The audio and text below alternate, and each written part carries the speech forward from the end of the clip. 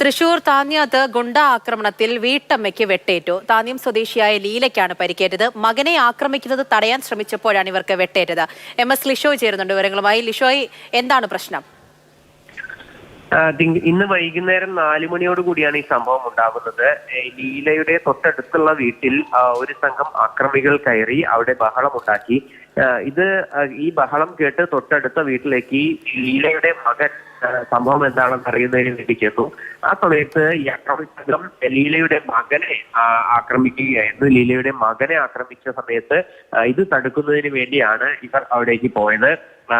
അതോടുകൂടി ആക്രമികൾ ഈ ലീലയുടെ നേർക്ക് തിരിയുകയും പിന്നീട് ഇവരെ ആക്രമിക്കുകയുമായിരുന്നു. ലീലയ്ക്ക് വെട്ടേൽക്കുകയും ചെയ്തു. 3 അംഗ സംഘം പരസ്യമായി വടിവാളുമായി ബൈക്കിൽ റോഡിലൂടെ ഇറങ്ങി നടക്കുന്നുണ്ടായിരുന്നു എന്ന് സമീപവാസികൾ കണ്ടിരുന്നു. പ്രായപൂർത്തിയാകാത്ത വ്യക്തിയെ തേടിയാണ് ഈ ആക്രമികൾ എത്തിയതെന്നാണ് പോലീസിന് ലഭിച്ചിരിക്കുന്ന സൂചന.